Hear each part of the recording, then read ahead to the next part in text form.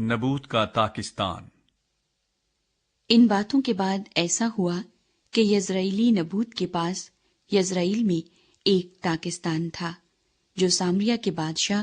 اخیب کے محل سے لگا ہوا تھا۔ سو اخیب نے نبوت سے کہا کہ اپنا پاکستان مجھ کو دے دے تاکہ میں اسے ترکاری کا باغ بناؤں، کیونکہ وہ میرے گھر سے لگا ہوا ہے، اور میں اس کے بدلے تجھ کو اس سے بہتر پاکستان دوں گا، یا اگر تجھے مناسب معلوم ہو تو میں تجھ کو اس کی قیمت نقد دے دوں گا۔ نبوت نے اخیب سے کہا، خداوند مجھ سے ایسا نہ کرائے کہ میں تجھ کو اپنے باپ دادا کی میراث دے دوں۔ اور اخیب اس بات کے سبب سے جو یزریلی نبوت نے اس سے کہی اداس اور ناخوش ہو کر اپنے گھر میں آیا، کیونکہ اس نے کہا تھا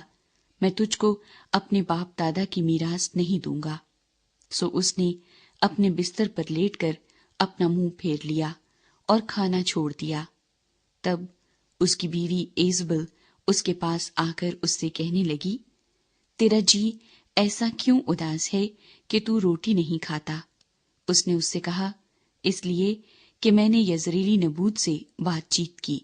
اور اس سے کہا کہ تو اپنا پاکستان قیمت لے کر مجھے دے دے، یا اگر تو چاہے تو میں اس کے بدلے دوسرا پاکستان تجھے دے دوں گا۔ لیکن اس نے جواب دیا، میں تجھ کو اپنا پاکستان نہیں دوں گا۔ اس کی بیوی ایزبل نے اس سے کہا، اسرائیل کی بادشاہی پر یہی تیری حکومت ہے؟ اٹھ، روٹی کھا اور اپنا دل بہلا، یزریلی نبوت کا پاکستان میں تجھ کو دوں گی۔ سو اس نے اخیب کے نام سے خط لکھے اور ان پر اس کی مہر لگائی، اور ان کو ان بزرگوں اور امیروں کے پاس جو نبوت کے شہر میں تھے اور اسی کے پڑوس میں رہتے تھے بھیج دیا۔ اس نے ان خطوں میں یہ لکھا کہ روزے کی منادی کرا کے نبوت کو لوگوں میں اونچی جگہ پر بٹھاؤ، اور 2 آدمیوں کو جو شریر ہوں اس کے سامنے کر دو کہ وہ اس کے خلاف یہ گواہی دیں کہ تو نے خدا پر اور بادشاہ پر لعنت کی، پھر اسے باہر لے جا کر سنگسار کرو تاکہ وہ مر جائے۔ چنانچہ اس کے شہر کے لوگوں یعنی بزرگوں اور امیروں نے جو اس کے شہر میں رہتے تھے، جیسا ایزبل نے ان کو کہلا بھیجا ویسا ہی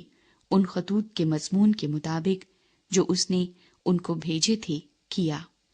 انہوں نے روزے کی منادی کرا کے نبوت کو لوگوں کے بیچ اونچی جگہ پر بٹھایا، اور وہ دونوں آدمی جو شریر تھے آ کر اس کے آگے بیٹھ گئے، اور ان شریروں نے لوگوں کے سامنے اس کے یعنی نبوت کے خلاف یہ گواہی دی کہ نبوت نے خدا پر اور بادشاہ پر لعنت کی ہے۔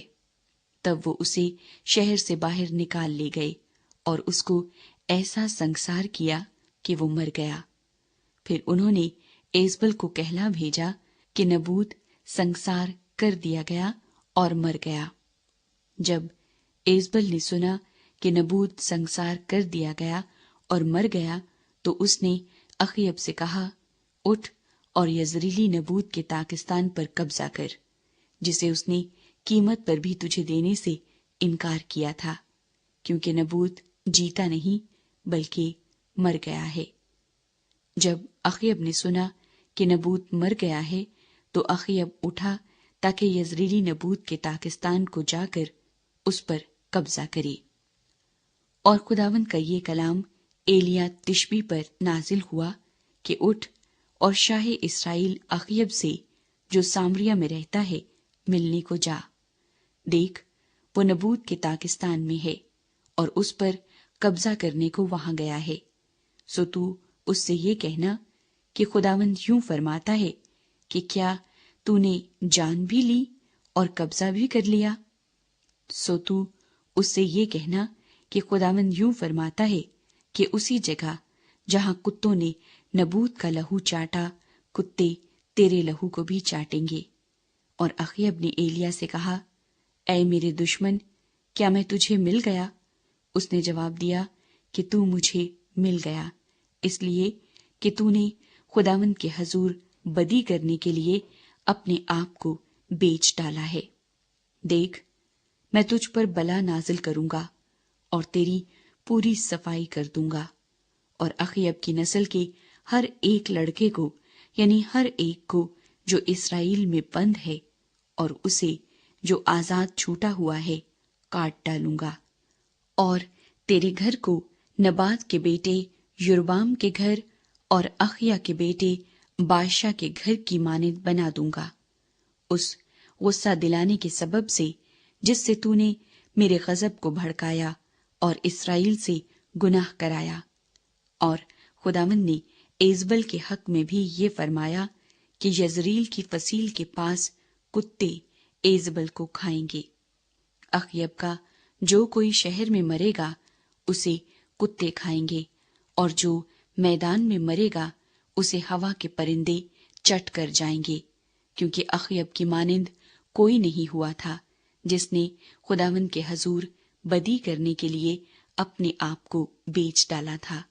اور جسے اس کی بیوی ایزبل ابھارا کرتی تھی۔ اور اس نے نہایت نفرت انگیز کام یہ کیا کہ اموریوں کی طرح جن کو